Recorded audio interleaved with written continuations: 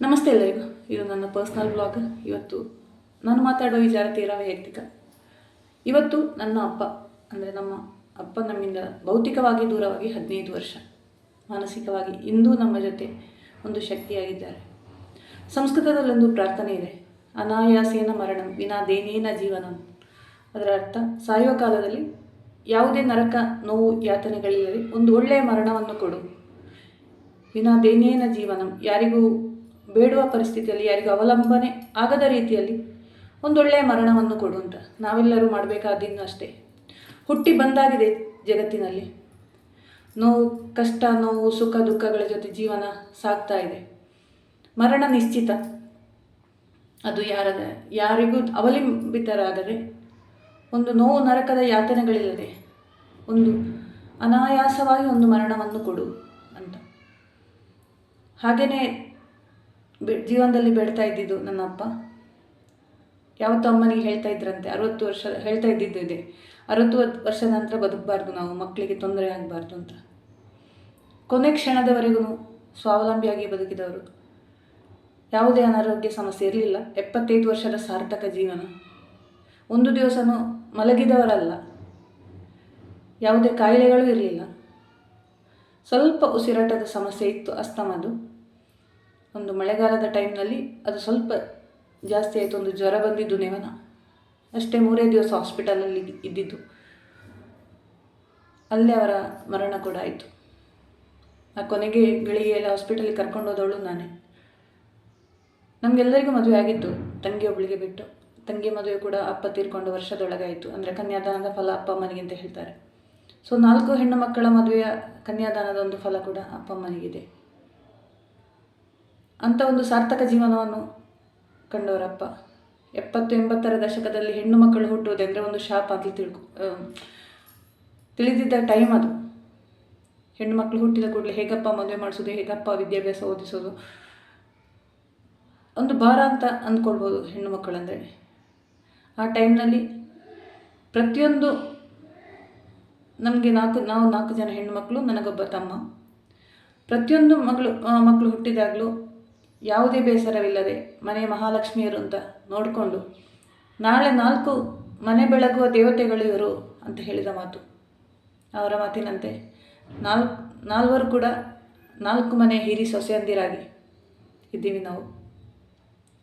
So ಅವರೊಂದು ಜವಾಬ್ದಾರಿಯನ್ನು ಸಂಪೂರ್ಣವಾಗಿ ನಿರ್ವಹಿಸಿ ಒಂದು ನೆಮ್ಮದಿಯ ಮರಣ ಅಂತಲೇ ಹೇಳ್ಬೋದು. ನಾನು ಸ್ವಲ್ಪನೂ ಹತ್ತಿಲ್ಲ ಅವತ್ತು. ಯಾಕಂದರೆ ನಾನು ಫಸ್ಟ್ ಒಂದು ಮರಣ ನೋಡಿದ್ದು ನನ್ನ ಅಪ್ಪನದು. ಆ ಟೈಮ್ನಲ್ಲಿ ನಾನು ಇರಲಿಲ್ಲ, ಬಟ್ ನಾನದು ಸತ್ತ ಶರೀರ ಅಂತ ನೋಡಿದ್ದು ನನ್ನ ಅಪ್ಪನದು. ಒಂದು ಮಗುವಿನ ಥರ ನಿದ್ರಿಸಿದಂತೆ ಅನಿಸಿತು ನನಗೆ, ಅಪ್ಪ ಆಗಲಿ ಅಮ್ಮ ಆಗಲಿ ಇಬ್ಬರೂ ಕೂಡ. ಸೊ ಅವರ ಜೀವನದ ಒಂದು ಸಂಪೂರ್ಣ ನೆಮ್ಮದಿಯಿಂದ ಕಳೆದರು. ಎಷ್ಟೇ ಕಷ್ಟ ಇದ್ರೂ ಆ ಹೋಗುವ ಕಾಲದಲ್ಲಿ, ಅಂತ್ಯಕಾಲದಲ್ಲಿ ನೆಮ್ಮದಿಯಿಂದ ಹೋಗಿದ್ದಾರೆ ಅಂತ ಇಂದಿಗೂ ಕೂಡ ನನಗೆ ಅವರು ನಮ್ಮ ಲೈಫ್ನಲ್ಲಿ ಇಲ್ಲ ಅಂತ ಅನಿಸೋದೇ ಇಲ್ಲ. ಪ್ರತಿದಿನ ಏನಾದರೂ ಕಷ್ಟ ಬಂದಾಗ, ಏನಾದರೂ ಕುಗ್ಗಿ ಹೋಗಿದ್ದೀನಿ ಅಂದಾಗ ಒಂದು ಕ್ಷಣ ನೆನೆಸಿದರೆ ಮತ್ತೆ ಪುಟ್ಟಿದೆ ಹೇಳ್ತೀನಿ ನಾನು, ಮತ್ತೆ ಧೈರ್ಯ ಬರುತ್ತೆ. ಯಾಕಂದರೆ ಯಾವ ಕಾರಣಕ್ಕೂ ಸೋಲ್ಬಾರ್ದು ಎಂಬ ಒಂದು ಛಲ ನನ್ನಲ್ಲಿತ್ತು. ಅತಿ ಹೆಚ್ಚು 5 ಮಕ್ಕಳಲ್ಲಿ ಅತಿ ಹೆಚ್ಚು ಅಪ್ಪನ ಜೊತೆ ಒಡನಾಟ ಇದ್ದಿದ್ದು ನನಗೇನೆ. ನನ್ನ ಅಕ್ಕ ಹುಟ್ಟಿ 7 ವರ್ಷ ಆದಮೇಲೆ ನಾನು ಹುಟ್ಟಿದ್ದು. ಮೇ ಬಿ ಎಲ್ಲರಿಗೂ ಒಂದು ಗಂಡು ಮಗುವಿನ ಆಸೆ ಇರುತ್ತೆ ಆ ಟೈಮ್ನಲ್ಲಿ. ನಿರೀಕ್ಷಿಸಿದ್ರೇನು ಹುಟ್ಟಿದ್ದು ಹೆಣ್ಣಾಗಿ, ಆದರೆ ಗಂಡು ಮಗನ ಥರನೇ ಬೆಳೆಸಿದ್ರು ನನ್ನನ್ನು. ಯಾವತ್ತೇ ಹೇಳ್ತಿದ್ರು ಅವಳು ನನ್ನ ಮಗಳಲ್ಲ ಮಗ ಅಂತ. ಸೊ ಅದೇ ಥರ ಒಂದು ಜವಾಬ್ದಾರಿಯನ್ನು ನಿರ್ವಹಿಸ್ಕೊಂಡು ಬಂದೆ ಮನೆಯದು. ಕೊನೆಗೆ ತಮ್ಮ ಈಗ ನಿಭಾಯಿಸ್ತಾ ಇದ್ದಾನೆ. ಸೊ ಅಂಥ ಒಂದು ಸಾರ್ಥಕ ಜೀವನವನ್ನು ಮಾಡಿದ ವ್ಯಕ್ತಿ. ದಾನ ಧರ್ಮ, ತುಂಬ ದೊಡ್ಡ ಮನೆತನದಿಂದ ಬಂದವರು, ಆದರೆ ತುಂಬ ಬಡತನವಿತ್ತು. ಒಂದು ಟೈಮ್ನಲ್ಲಿ ನನಗೆ ಹೇಳಿದ ಕಥೆಗಳು, ಊರಿನ ಶಾನುಭೋಗರು, ಸುಮಾರು 300 ಎಕರೆ ಒಂದು ಗ್ರಾಮನೇ ಹಿರಿಯರ ಕೈಯಲ್ಲಿತ್ತು. ಎಲ್ಲ ಆಸ್ತಿ ವಿಭಜನೆ ಆಗಿ ಹೋಯಿತು. ಡಿಕ್ಲರೇಷನ್ ಟೈಮಲ್ಲಿ ತುಂಬ ಆಸ್ತಿಯನ್ನು ಕಳ್ಕೊಂಡ್ರು. ಕೊನೆಗೆ ಆ ಊರಿನಲ್ಲಿ ಒಂದು 15 ಸೆನ್ಸ್ ಜಾಗ ಅಷ್ಟೇ ನಮಗೆ ಉಳಿದಿದ್ದು ಅಪ್ಪನ ಹೆಸರಲ್ಲಿ. ಮತ್ತು ಇನ್ನೊಂದು 3 ಎಕರೆ ಮನೆ ಪಕ್ಕನೇ ಇದೆ, ಅದು ನನ್ನ ದೊಡ್ಡಪ್ಪನ ಹೆಸರಲ್ಲಿ. ಸೊ ಇಷ್ಟೊಂದು ಆಸ್ತಿ ಮಾತ್ರ ನಮಗೆ ಇದ್ದಿದ್ದು. ಸುತ್ತಮುತ್ತಲೆಲ್ಲ ಮುಸ್ಲಿಂ ಸಮುದಾಯದವರು. ಸುಮಾರು ಒಂದು 2 ಕಿಲೋಮೀಟರ್ ಅಂತರದಲ್ಲಿ ಯಾವುದೇ ಹಿಂದೂ ಮನೆಗಳಿಲ್ಲ, ಮುಸ್ಲಿಂ ಸಮುದಾಯದವರು. ಅವರ ಜೊತೆ ಒಳ್ಳೆ ಬಾಂಧವ್ಯ ಇಟ್ಟುಕೊಂಡು ಅಣ್ಣ ತಮ್ಮಂದಿರ ಥರ ಸೌಹಾರ್ದತೆಯಿಂದ ಬೆಳೆದವರು. ಮಕ್ಕಳಿಗೂ ಅದೇ ಥರ ಯಾವುದೇ ಜಾತಿ ಧರ್ಮ ಇವರ ಬಗ್ಗೆ ಒಂದು ಭೇದ ಭಾವ ತೋರದೆ, ನಿಮ್ಗೆ ಗೊತ್ತಿರ್ಬೋದು ಆ ಟೈಮ್ನಲ್ಲಿ ನಮ್ಮ ಸಮುದಾಯದವರು ಅಂದರೆ ಬ್ರಾಹ್ಮಣ ಸಮುದಾಯದವರು ಬೇರೆ ಜಾತಿಯವರಿಗೆ ತುಂಬ ಶೋಷಣೆ ಕೊಡ್ತಾಯಿದ್ರು. ಅಂದರೆ ಶೋಷಣೆ ಅಂದರೆ ಅಸ್ಪೃಶ್ಯತೆ ಒಂದು ಇದಿದ್ದ ಟೈಮ್ ಅದು. ನನಗೆ ಆ ಸ್ಟೋರಿಗಳೆಲ್ಲ ಅಪ್ಪ ಹೇಳ್ತಿದ್ರು. ಎರಡು ಮನೆಯಲ್ಲಿ ಕೂಡ ಅಮ್ಮನ ಮನೆಯಲ್ಲಾಗಲಿ ಅಮ್ಮನ ಮನೆಯಲ್ಲಾಗಲಿ ಎರಡು ಕೂಡ ದೇವಸ್ಥಾನದ ಕೆಲಸಗಳಿದ್ದ ಕಾರಣ ತುಂಬ ಮಡಿ ಶಾಸ್ತ್ರ ಸಂಪ್ರದಾಯದಲ್ಲಿ ಬೆಳೆದವರು ಎರಡು ಮನೆಯವರು ಕೂಡ. ನಾನೇ ನನ್ನ ಕಣ್ಣಾರೆ ನೋಡಿದ್ದೀನಿ. ಒಂದು ಲೋಟ ಟೀ ಕೊಡಬೇಕಿದ್ರು, ಕಾಫಿ ಕೊಡಬೇಕಿದ್ರು, ನೀರು ಕೊಡಬೇಕಾದ್ರು ಲೋಟದಲ್ಲಿ ಅದನ್ನು ತೊಳೆದಿಡಬೇಕು, ಮಗಚಿಡ್ಬೇಕು. ಅಲ್ಲಿ ಮತ್ತೆ ತುಂಬ ತುಂಬ ಭೇದ ಭಾವ ಮಾಡ್ತಿದ್ದು ನೋಡಿದ್ದೀನಿ ನಾನು. ಅದನ್ನೆಲ್ಲ ಕಡೆಗಣಿಸಿ ಅಪ್ಪ ಸೆಪರೇಟ್ ಇದ್ರು. ಅಪ್ಪ ಯಾವುದೇ ದೇವಸ್ಥಾನದ ಕೆಲಸವನ್ನು ಒಪ್ಕೊಂಡಿಲ್ಲ. ಒಂದು ಸ್ವಂತ ಉದ್ಯಮವನ್ನು, ಅಂಗಡಿ ವ್ಯಾಪಾರ, ಹೋಟೆಲ್ ವ್ಯಾಪಾರ ಎಲ್ಲ ಇತ್ತು. ಒಂದು ರೇಷನ್ ಶಾಪ್ ಕೂಡ ಇತ್ತು. ನಾನು ಹುಟ್ಟುವಾಗ ಅಂಗಡಿ ವ್ಯಾಪಾರ ಇತ್ತು. ಅಂಗಡಿ ವ್ಯಾಪಾರವನ್ನು ಮಾಡಿ ಇದು ಮನೆ, ಇದು ಅಂಗಡಿ, ಇದು ಮನೆ ಅಲ್ಲ, ಇಲ್ಲಿ ಅಂಥ ಶಾಸ್ತ್ರ ಸಂಪ್ರದಾಯಗಳು ಏನೂ ಬೇಡ. ನಮಗೆ ಜಾತಿ, ನನಗೆ ಯಾವತ್ತೂ ನನ್ನಪ್ಪ ನಮಗೆಲ್ಲ ಹೇಳಿಕೊಟ್ಟಿದ್ದು ನಾರಾಯಣ ಗುರುಗಳನ್ನು. ಆಧ್ಯಾತ್ಮಿಕವಾಗಿ ನಮಗೆ ನಮ್ಮ ಪರಂಪರೆಯ ಪ್ರಕಾರ ಶಂಕರಾಚಾರ್ಯರು, ಅದ್ವೈತ ಸಿದ್ಧಾಂತ ನಮ್ಮದು. ಆದರೆ ಅದನ್ನು ಯಾವುದನ್ನು ಹೇಳಿಕೊಡದೆ ನಮಗೆ ಹೇಳಿಕೊಟ್ಟಿದ್ದು ನಾರಾಯಣ ಗುರುಗಳ ತತ್ವಗಳನ್ನು. ಎಲ್ಲರನ್ನು ಪ್ರೀತಿಸಬೇಕು, ಎಲ್ಲರಿಗೂ ಸಹಾಯ ಮಾಡಬೇಕು ಎಂಬ ಒಂದು ತತ್ವಗಳನ್ನು ಜೀವನದಲ್ಲಿ ಅಳವಡಿಸ್ಕೊಂಡವರು. ನಾನು ಯಾವತ್ತೂ ಅಪ್ಪನಿಗೆ ಒಂದು ಹೇಳ್ತಿದ್ದೆ, A simple man of high thinking ಅಂತ ಹೇಳ್ತೀನಿ. ತುಂಬ ಸರಳವಾಗಿ ಹೇಗೆ ಜೀವನ ಮಾಡ್ಬೋದು ಇದ್ದದರಲ್ಲಿ, ಯಾರಿಗೂ ಭಾರವಾಗದೆ, ಯಾರಲ್ಲೂ ಸೋಲ ಮಾಡದೆ ಒಂದು ಸರಳವಾದ ಜೀವನವನ್ನು ನಡೆಸಿದವರು. ಇಂದಿಗೂ ಕೂಡ ನಾವು 5 ಜನನು ಲಕ್ಷಾಂತರ ರೂಪಾಯಿ ಸಂಪಾದನೆ ಮಾಡೋರು ನನ್ನ ಅಕ್ಕ ತಂಗಿಯರೆಲ್ಲ, ಸಂಬಳ ಪಡೆಯೋರು. ಆದರೂ ಇಂದಿಗೂ ಆ ಸರಳತೆಯನ್ನು ಯಾರೂ ಕೈ ಬಿಟ್ಟಿಲ್ಲ. ಅದೇ ಸರಳ ಜೀವನ ನಡೆಸ್ತಾ ಹೋಗ್ತೀವಿ. ಜೀವನದಲ್ಲಿ ಸಂತೃಪ್ತಿ ಇದೆ. ಅದಕ್ಕೆಲ್ಲ ಕಾರಣ ಅಪ್ಪ ಅಂತ ಹೇಳ್ಬೋದು. ಅಮ್ಮನೂ ಕೈ ಜೋಡಿಸ್ತಾರೆ, ಆದರೆ ಅಪ್ಪನಿಗೆ ಕಂಪೇರ್ ಮಾಡಿದರೆ ಅಮ್ಮ ಫುಲ್ ವಿಭಿನ್ನ. ಸ್ವಲ್ಪ ನೆಗೆಟಿವ್ ಥಿಂಕಿಂಗ್ ಜಾಸ್ತಿ ಅಮ್ಮಂದು. ಅಪ್ಪ ಯಾವತ್ತೂ ಕಾನ್ಫಿಡೆಂಟ್, ಪಾಸಿಟಿವ್ ಥಿಂಕಿಂಗ್. ಎಷ್ಟೇ ಕಷ್ಟ ಆಗಲಿ ನಷ್ಟ ಆಗಲಿ ತುಂಬ ಕಾನ್ಫಿಡೆಂಟಾಗಿ ಲೈಫನ್ನು ಫೇಸ್ ಮಾಡಿದವರು. ತುಂಬ ಕಷ್ಟದ ಜೀವನದಿಂದಲೇ ಜೀವನ ಸಾಗಿಸ್ತಾ ಇದ್ರು. ಕೊನೆಯ ತನಕ ಕಾಲಿನಲ್ಲಿ ಒಂದು ಚಪ್ಪಲಿ ಕೂಡ ಹಾಕ್ಕೊಂಡಿಲ್ಲ. ಆ ಟೈಮ್ನಲ್ಲಿ ತುಂಬ ಬಡತನ ಇತ್ತು. ಕಾಲಲ್ಲಿ ಚಪ್ಪಲಿ ಹಾಕ್ಕೊಳ್ಳಿಕ್ಕೆ ಅಷ್ಟು ಕೂಡ ದುಡ್ಡಿರಲಿಲ್ಲ ಅಂತ ಹೇಳ್ತಿದ್ರು. ಕೊನೆಗೆ ನಮ್ಮ ಅಂಗಡಿಯಲ್ಲಿ ಚಪ್ಪಲಿ ನಾವು ವ್ಯಾಪಾರ ಮಾಡ್ತಿದ್ರು. ಕೊನೆ ತನಕ ಕಾಲಿಗೆ ಚಪ್ಪಲಿ ಹಾಕ್ಕೊಂಡಿಲ್ಲ. ವಿದ್ಯಾಭ್ಯಾಸ ಮಾಡಿಲ್ಲ, 1ನೇ ಕ್ಲಾಸ್ ತನಕ ಓದಿದ್ದು. ಬಟ್ 2 ಭಾಷೆಯಲ್ಲಿ ನಿರರ್ಗಳವಾಗಿ ಮಾತಾಡ್ತಿದ್ರು, ಕನ್ನಡ ಮಲಯಾಳಂ ಓದ್ತಾ ಇದ್ರು ಕೂಡ. ಲೆಕ್ಕದಲ್ಲಿ ತುಂಬ ಶಾರ್ಪ್ ಇದ್ದರು. ಅಂಗಡಿ ವ್ಯಾಪಾರ ಲೆಕ್ಕ ತುಂಬ ಶಾರ್ಪಾಗಿ ಮಾಡ್ತಿದ್ರು. ತನಗಿಲ್ಲದ ಸೌಭಾಗ್ಯ ಮಕ್ಕಳಿಗೆ ಇರಲಿ ಅಂತ ಹೇಳಿ ಎಲ್ಲರನ್ನೂ ವಿದ್ಯಾಭ್ಯಾಸ, ನನ್ನನ್ನು ಬಿಟ್ಟು ಎಲ್ಲ ಡಬಲ್ ಗ್ರ್ಯಾಜುಯೇಷನ್ ಮುಗಿಸಿದ್ದಾರೆ. ನಾನು ಕೂಡ MBA ಮಾಡೋ ಅಂತಿಮ ಹಂತದಲ್ಲಿದ್ದೀನಿ. ಖಂಡಿತ ಮುಗಿಸ್ತೀನಿ. 5 ಮಕ್ಕಳನ್ನಲ್ಲ ಅಪ್ಪ ನೋಡಿದ್ದು, 8 ಮಕ್ಕಳನ್ನು, ನನ್ನ ದೊಡ್ಡಪ್ಪನ 3 ಮಕ್ಕಳನ್ನು ಕೂಡ ಓದಿಸಿದ್ದಾರೆ, ನೋಡ್ಕೊಂಡಿದ್ದಾರೆ.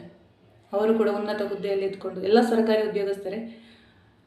ಈಗ ರಿಟೈರ್ಮೆಂಟ್, ಇಬ್ಬರಿಗೂ ರಿಟೈರ್ಮೆಂಟ್ ಆಗಿದೆ. ನನ್ನ ದೊಡ್ಡಣ್ಣ ಸಿಂಡಿಕೇಟ್ ಬ್ಯಾಂಕ್ನ ರಿಟೈರ್ಡ್ ಮ್ಯಾನೇಜರು. ಇನ್ನೊಬ್ಬರು ಗೌರ್ಮೆಂಟ್ ಪಂಚಾಯತಿಂದ ಸರ್ವಿಸಲ್ಲಿ, ನನ್ನ ಅಕ್ಕ ಕೂಡ, ಕಸಿನ್ ಅಕ್ಕ ಕೂಡ ರಿಟೈರ್ಡ್ ಆಗಿದ್ದಾರೆ. ಇನ್ನೊಬ್ಬರು ಗೌರ್ಮೆಂಟ್ ಸರ್ವಿಸಲ್ಲಿ ಇದ್ದಾರೆ. ಇನ್ನು ನಾವು 5 ಜನ ಕೂಡ ಒಳ್ಳೆ ಉನ್ನತ ಹುದ್ದೆಯಲ್ಲಿದ್ದೇವೆ. ನನ್ನ ತಮ್ಮ ಮತ್ತು ನಾನು ಖಾಸಗಿ ಸಂಸ್ಥೆ, ನನ್ನದು ಖಾಸಗಿ ಸಂಸ್ಥೆ ಒಂದು ವ್ಯವಹಾರ ಬಿಟ್ಟರೆ ಉಳಿದವರೆಲ್ಲ ಒಳ್ಳೆ ಹುದ್ದೆಯಲ್ಲಿದ್ದಾರೆ. ಸೊ ಯಾವತ್ತು ಹೆಣ್ಣು ಮಕ್ಕಳಿಗೆ ಫಸ್ಟ್ ಪ್ರಿಫರೆನ್ಸ್ ಅಪ್ಪ ನೀಡಿರೋದು. ನಮಗೆ ಬಟ್ಟೆ ಕೊಡಿಸೋದ್ರಲ್ಲಾಗಲಿ, ಚಿನ್ನ ಮಾಡಿರೋದಾಗಲಿ ಅಪ್ಪ ತಲೆ ಕೆಡಿಸ್ಕೊಂಡೇ ಇಲ್ಲ. ಚಿನ್ನ ಬೇಡ, ಚಿನ್ನ ಇದ್ರೆ ಕಳ್ಳರು ಕದ್ಕೊಂಡು ಹೋಗ್ತಾರೆ. ವಿದ್ಯಾಭ್ಯಾಸ ಕೊಡೋ ಮಕ್ಕಳಿಗೆ ಎಷ್ಟು ನೀವು ವಿದ್ಯಾವಂತರಾಗ್ತೀರೋ ಅಷ್ಟು ಒಳ್ಳೆಯದು ಅಂತ. ಅದಕ್ಕೆ ತಕ್ಕ ಆ ಕಷ್ಟವನ್ನು ಅರಿತು ಅವರಿಗೆ ಸಪೋರ್ಟಿವ್ ಆಗಿ ನಿಂತು ಅಪ್ಪನಿಗೆ ಒಳ್ಳೆ ಹೆಸರು ಮಾಡಿದವರು ಮಕ್ಕಳು. 4 ಹೆಣ್ಣು ಮಕ್ಕಳ ಮದುವೆ ಮಾಡಿಸೋದಂದರೆ ತುಂಬ ಕಷ್ಟದ ವಿಚಾರ. ನಮ್ಮಲ್ಲಂತೂ ಚಿನ್ನ ಮಾಡಿಕೊಡುವಷ್ಟು ಕೆಪಾಸಿಟಿನೂ ಇರಲಿಲ್ಲ. ನಮಗೆ ಚಿನ್ನ ಮಾಡಿಕೊಟ್ಟಿದ್ದೆ, ನನಗೆ ಮಾಡಿಕೊಟ್ಟಿದ್ದೆ ನನ್ನ ಅಕ್ಕನವರಿಗೆ ಕೆಲಸ ಸಿಕ್ಕಿದ ಮೇಲೆ. ಅಪ್ಪ ಮಕ್ಕಳಿಗೆ ಯಾರಿಗೂ ಚಿನ್ನ ಮಾಡಿಕೊಡಲೇ ಇಲ್ಲ, ವಿದ್ಯಾಭ್ಯಾಸ ಮಾತ್ರ ಕೊಟ್ಟಿರೋದು. ಎಲ್ಲರಿಗೂ ಕೆಲಸ ಸಿಕ್ಕಿ ತನ್ನ ಕಾಲ ಮೇಲೆ ನಿಂತ್ಕೊಂಡ ಮೇಲಷ್ಟೇ ಮದುವೆ ಮಾಡಿಸಿರೋದು. 24, ನಂದು 24 ವರ್ಷದಲ್ಲಿ ಮದುವೆ ಆಯಿತು. 24, 25, 26, 27 ವರ್ಷದವರೆಗೆ 4 ಜನದ ಮದುವೆ ಆಗಿದೆ. ಅದು ಒಂದೊಂದು ತಿಂಗಳಲ್ಲೇ. ಅಪ್ಪ ಮನೆಯವರು ನೋಡಿದ ಹುಡುಗನನ್ನೇ ಮದುವೆಯಾಗಿ ಅಲ್ಲಿ ಕೂಡ ಏನೂ ತೊಂದರೆ ಆಗಿಲ್ಲ. ಸೊ ಇವಾಗೆಲ್ಲ ಒಂದು ಹೆಣ್ಣು ಮಗು ಹುಟ್ಟಿದಾಗ ಅವಳ ಮಗನಿಗೆ ಮದುವೆಗೆ ಎಜುಕೇಷನ್ಗೆ ಅಂತ ಅಪ್ಪ ಅಮ್ಮನವರು ಕೂಡಿಡೋ ನೋಡಿದರೆ, ನಮ್ಮಪ್ಪ 1 ರೂಪಾಯಿ ಒಂದು ಸೇವಿಂಗ್ಸ್ ಬ್ಯಾಂಕಲ್ಲಿ ಹಾಕಿಡೋ ಏನೂ ಮಾಡಿಲ್ಲ. ಏನೋ ಆಗೋಯ್ತದು, ದೇವರ ಮಹಿಮೆನೇ ಏನೋ, ಅವರು ಮಾಡಿದ ದಾನ ಧರ್ಮದ ಪುಣ್ಯದ ಫಲ ಅಂತ ಹೇಳ್ಬೋದು. ಈಗ 5 ಜನನು ವೆಲ್ ಸೆಟಲ್ಡ್ ಆಗಿದ್ದೀವಿ. ಅಂಥ ಒಂದು ಜೀವನ ನಡೆಸಿದ ಒಂದು ಮಹಾನ್ ವ್ಯಕ್ತಿ ನಮ್ಮಿಂದ ದೂರವಾದರು ಭೌತಿಕವಾಗಿ. ಪ್ರತಿದಿನ ನಾನು ನೆನೆಸ್ಕೋತೀನಿ. ಕುಗ್ಗಿ ಹೋದೆ ಜೀವನದಲ್ಲಿ, ಸೋತು ಹೋದೆ ಅಂದ ಕ್ಷಣ ಒಮ್ಮೆ ಅಪ್ಪನ ನೆನೆಸ್ಕೊಂಡ್ರೆ ಮತ್ತೆ ಪುಟಿದೇಳ್ತೀನಿ ಮತ್ತಷ್ಟು ಧೈರ್ಯದಿಂದ. ನನ್ನ ಒಡನಾಟ ಜಾಸ್ತಿ ಅಪ್ಪನ ಜೊತೆನೇ ಇದ್ರು. ನನ್ನ ಜೀವನದ ಮೊದಲಿನ ಗುರು ಅಂತ ಹೇಳ್ಬೋದು. ತುಂಬ ವಿಚಾರಗಳು ನಮ್ಮಲ್ಲಿ ಚರ್ಚೆ ಆಗ್ತಾಯಿತ್ತು, ರಾಜಕೀಯ ವಿಚಾರದಾಗಲಿ, ಸ್ವಾತಂತ್ರ್ಯ ಹೋರಾಟ. ನನ್ನ ಅಪ್ಪ ಒಬ್ಬರು ಹಿಸ್ಟ್ರಿ ತುಂಬ, ಅವರ ಸ್ವಾತಂತ್ರ್ಯ ಹೋರಾಟದ ಮುಂಚೆನೇ ಹುಟ್ಟಿದ್ರು ಅವರು. ಹೋರಾಟದ ವಿಷಯಗಳಾಗಲಿ, ಗಾಂಧೀಜಿಯ ಬಗ್ಗೆ ಆಗಲಿ, ಪೊಲಿಟಿಕಲ್ ವಿಷಯದಲ್ಲಾಗಲಿ ತುಂಬ ನಾನು ನಾಲೆಡ್ಜ್ ಅವರಿಂದ ಪಡ್ಕೊಂಡಿದ್ದೀನಿ. ಸೈಂಟಿಫಿಕ್ ಆಗಲಿ, ಶಾಲೆಗೆ ಹೋಗೋದಿದ್ರು ಪ್ರತಿಯೊಂದರ ಬಗ್ಗೆ ಕಾಲಿಗೆ ಚಪ್ಪಲಾಗ್ತಿರ್ಲಿಲ್ಲ. ಕೊನೆ ತನಕ ಕೇಳಿದರೆ ಹೇಳ್ತಿದ್ರು, ಯಾವತ್ತು ನಮ್ಮ ಪಾದ ಭೂಮಿಗೆ ಸ್ಪರ್ಶ ಆಗಬೇಕು, ಡೈರೆಕ್ಟು ರಕ್ತ ಸಂಚಾರ ಆಗಬೇಕು ಅಂತ. ಅದೀಗ ಫಾರಿನ್ ಸಂಸ್ಕೃತಿಯಲ್ಲಿ ನಡೆಸ್ತಾರೆ ಬರಿಗಾಲಲ್ಲಿ, ಕಲ್ಲಿನ ಮೇಲೆ. ಸೊ ಅದೇ ಒಂದು ವಿಚಾರವನ್ನು ನನ್ನ ಅಪ್ಪ ಹೇಳ್ತಿದ್ರು, ಎಣ್ಣೆ ಹಾಕಿ ಮಸಾಜ್ ಮಾಡಬೇಕು. 75 ವರ್ಷ ತನಕ ಒಮ್ಮೆನೂ ಹಾಸ್ಪಿಟಲ್ಗೆ ಹೋದವರಲ್ಲ, ಯಾವುದೇ BP ಶುಗರ್ ಯಾವುದೇ ಕಾಯಿಲೆ ಇದ್ದವರಲ್ಲ. ಒಂದು ಜ್ವರ ಬಂದಿದ್ದು, ಸಣ್ಣ ನೆವನ, ಸ್ವಲ್ಪ ಉಸಿರಾಟದ ಸಮಸ್ಯೆ ಇತ್ತು, ಅದು ಬಿಟ್ಟರೆ ಬೇರೆ ಯಾವುದೇ ಕಾಯಿಲೆ ಇರಲಿಲ್ಲ. ಅಪ್ಪನಿಗೆ ಗೊತ್ತಿತ್ತು. 1 ತಿಂಗಳ ಮುಂಚೆನೇ ಒಮ್ಮೆ ಅಡ್ಮಿಟ್ ಆಗಿದ್ದರು, ನಾನೇ ಜೊತೆಗಿದ್ದೆ. ಆರಾಮಾಗಿ ಹೊರಗೆ ಬಂದರು, ಡಿಸ್ಚಾರ್ಜ್ ಆದರು. ಆವಾಗ ಬಹಳಷ್ಟು ವಿಚಾರಗಳನ್ನು ನನ್ನಲ್ಲಿ ಡಿಸ್ಕಸ್ ಮಾಡಿದರು. ನೆಕ್ಸ್ಟ್ ಮುಂದಿನ ವ್ಯವಹಾರ, ತಮ್ಮನ ಬಗ್ಗೆ ಎಲ್ಲ ವಿಚಾರಗಳನ್ನು ಅವರು ಪ್ರಿಪೇರ್ಡ್ ಆಗಿದ್ರು. ಅವ್ರಿಗೆ ಗೊತ್ತಾಗಿತ್ತು 1 ತಿಂಗಳ ಮುಂಚೆ ನಾನಿನ್ನು ಇರೋದಿಲ್ಲ ಅಂತ. ಎಲ್ಲ ಜವಾಬ್ದಾರಿಯನ್ನು ಕೊಟ್ಟಿದ್ದರು. ಮಕ್ಕಳಲ್ಲಿ ದುಡ್ಡಿಲ್ಲದಿದ್ದರೆ ನನ್ನನ್ನು ಒಂದು ಮರೆಮಾಚಲು ಹೊತ್ತಿಸಿ ಬಿಡಬೇಕು ಅಂತ ನಾನು ದೊಡ್ಡಮ್ಮನ ಮನೆಗೆ ಹೋಗಿ ಒಂದು ಸ್ವಲ್ಪ ಸಮಯ ಇರುವಾಗ ದೊಡ್ಡಮ್ಮನ ಮಗಳ ಕಡೆ ಒಂದು 8,000 ರೂಪಾಯಿ ಕೊಟ್ಟಿದ್ರಂತೆ.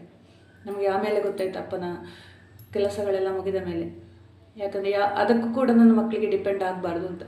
ನನ್ನನ್ನು ಹೊತ್ತಿಸಿ ಬಿಡಿ ಅಷ್ಟೇ, ಯಾಕಂದರೆ ಹೊತ್ತಿಸದಿದ್ದು ತೊಂದರೆ ಆಗುತ್ತೆ ಅದು. ಆಮೇಲೆ ಯಾವುದೇ ಕರ್ಮಗಳು ಮಾಡೋದು ಬೇಡ ಅಂತ ಅಂದಿದ್ರು. ಆದ್ರೂ ನಮ್ಮ ಕರ್ತವ್ಯ ಮಾಡಿದ್ದೀವಿ. ಆಗಸ್ಟ್ 4ಕ್ಕೆ ಅಪ್ಪನೊಂದು ಶ್ರಾದ್ದ ಇದೆ, ಎಲ್ಲರೂ ಒಟ್ಟಾಗ್ತೀವಿ. ಅದೊಂದು ಅಪ್ಪನನ್ನು ನೆನೆಸ್ಕೊಳ್ಳೋ ಒಂದು ದಿನ ಕೂಡ ಹೌದು. ಬಹಳಷ್ಟು ವಿಚಾರ ಮಾತಾಡಲಿಕ್ಕಿದೆ. ಪ್ರತಿಯೊಬ್ಬನ ಜೀವನದಲ್ಲೂ ಅಪ್ಪ ಅಮ್ಮ ತುಂಬ ಇಂಪಾರ್ಟೆಂಟ್ ಆಗ್ತಾರೆ. ಇತ್ತೀಚೆಗೆ ಮಕ್ಕಳು ಅಗೌರವವಾಗಿ ಹೆತ್ತವರ ಬಗ್ಗೆ ಮಾತಾಡುವಾಗ, ನಡೆದುಕೊಳ್ಳುವಾಗ ತುಂಬ ಬೇಜಾರಾಗ್ತಿದೆ. ಒಂದು ಜೀವನವನ್ನೇ ಸವಿಸಿರ್ತಾರೆ, ಒಂದು ಇಡೀ ಜೀವನವನ್ನು. ನನ್ನ ಅಪ್ಪ ಅಮ್ಮ ಇಬ್ಬರೂ ಹಾಗೆ ಮಕ್ಕಳಿಗೋಸ್ಕರ ಇಡೀ ತ್ಯಾಗ ಮಾಡಿರ್ತಾರೆ. ಮಕ್ಕಳ ಏಳಿಗೆಗೋಸ್ಕರ ಕೊನೆಯ ಕ್ಷಣ ಅವರಿಗೆ ಒಂದು ಒಳ್ಳೆಯ ಹೆಸರು ತರುವ ಒಂದು ಜವಾಬ್ದಾರಿ ನಮ್ಮಲ್ಲಿದೆ, ಪ್ರತಿಯೊಬ್ಬರ ಮಕ್ಕಳಲ್ಲೂ. ಸೊ ನಮ್ಮ ಮಕ್ಕಳನ್ನ ಹಾಗೆ ಬೆಳೆಸಬೇಕು. ನಮ್ಮ ಮಕ್ಕಳಿಗೋಸ್ಕರ ಆಸ್ತಿ ಮಾಡೋದ್ರಲ್ಲೇ ಬ್ಯುಸಿಯಾಗಿರ್ತೀವಿ, ಕೂಡಿಡೋದ್ರಲ್ಲಿ. ಮಕ್ಕಳನ್ನ ಆಸ್ತಿ ಮಾಡೋ ಬಗ್ಗೆ ಚಿಂತೆ ಮಾಡೋದಿಲ್ಲ. ಅಪ್ಪ ಯಾವತ್ತೂ ಮಕ್ಕಳನ್ನ ಆಸ್ತಿ ಮಾಡಿಕೊಂಡವರು. ನಾವು 4 ಹೆಣ್ಣು ಮಕ್ಕಳು ಕೂಡ ಮದುವೆ ಆದ ನಂತರನೂ ಅಪ್ಪ ಅಮ್ಮನ ಕೊನೆ ತನಕ ನಾವು ಫೈನಾನ್ಷಿಯಲಿ ಸಪೋರ್ಟ್ ಮಾಡಿದ್ದೀವಿ, ಮಾರಲಿ ಸಪೋರ್ಟ್ ಮಾಡಿರ್ತೀವಿ, ಹೋಗ್ತಾ ಬರ್ತಾ ಇದ್ವಿ. ಅವರಿಗೆ ಅನಿಸೇ ಇಲ್ಲ ನಾವು ದೂರದಲ್ಲಿದ್ದೀವಿ ಅಂತ. ತಮ್ಮನೂ ಅಷ್ಟೇ ತುಂಬ ಚೆನ್ನಾಗಿ ಅವರ ಕೊನೆಗಾಲದಲ್ಲಿ ನೋಡ್ಕೊಂಡಿದ್ದೇನೆ, ಅಪ್ಪನನ್ನಾಗಲಿ ಅಮ್ಮನನ್ನಾಗಲಿ. ಸೊ ಅದರ ಫಲವನ್ನು ಯಾವುದೇ ದೇವಸ್ಥಾನವನ್ನು ಹೋದವನು ನಂಬಿದವನು ನನ್ನ ತಮ್ಮ ಅಲ್ಲ. ಆದರೆ ಒಂದು ಒಳ್ಳೆಯ ಜೀವನವನ್ನು ನಡೆಸಲಿಕ್ಕೆ ಅವರ ಅಪ್ಪ ಅಮ್ಮನ ಆಶೀರ್ವಾದವೇ ಕಾರಣ ಅಂತ ನಾನು ಯಾವತ್ತೂ ತಿಳ್ಕೊತೀನಿ. ಸೊ ನನ್ನೊಂದು ಅಷ್ಟು ವಿಚಾರಗಳು ತುಂಬ ಇದೆ. ಅದು ಮುಗಿಯುವ ಅಧ್ಯಾಯ ಅಲ್ಲ. ಅಪ್ಪನ ಬಗ್ಗೆ ಮಾತಾಡಲಿಕ್ಕೆ ಹೋದರೆ ಅಪ್ಪನೆಂಬ ಒಂದು ಅದ್ಭುತ, ಅಪ್ಪನೆಂದರೆ ಒಂದು ಆಕಾಶ, ಅಪ್ಪನೆಂದರೆ ಒಂದು ಜ್ಞಾನದ ಭಂಡಾರ, ನಮ್ಮನ್ನೆಲ್ಲ ಒಂದು ಒಳ್ಳೆಯ ಜೀವನವನ್ನು ನಡೆಸುವಾಗೆ ಮಾರ್ಗದರ್ಶಿಯಾಗಿ ದಾರಿದೀಪವಾಗಿ ನಿಂತವರು. ಅದು ನಮ್ಮ ನೆಕ್ಸ್ಟ್ ಜನ್ರೇಷನ್ ಕೂಡ ಅದನ್ನು ಮುಂದುವರಿಸಿಕೊಂಡು ಹೋಗ್ತದೆ ಎಂಬ ಭರವಸೆ ನನಗಿದೆ. ಎಲ್ಲ ಮಕ್ಕಳಿಗೂ ನಾನು ಹೇಳೋದಷ್ಟೇ, ಮೊದಲ ಗುರು ತಾಯಿಯಾಗಿರ್ತಾಳೆ, ತಾಯಿ ತಂದೆ. ಅದು ಬಿಟ್ಟರೆ ನಿಮಗೆ ವಿದ್ಯಾಭ್ಯಾಸ ಕೊಟ್ಟ ಗುರುಗಳು, ಅದು ಬಿಟ್ಟರೆ ನಿಮಗೆ ಸಹಾಯ ಮಾಡಿದ ಸ್ವಲ್ಪ ವ್ಯಕ್ತಿಗಳು. ಯಾವತ್ತೂ ಜೀವನದಲ್ಲಿ ಮರೆಯೋದು ಬೇಡ.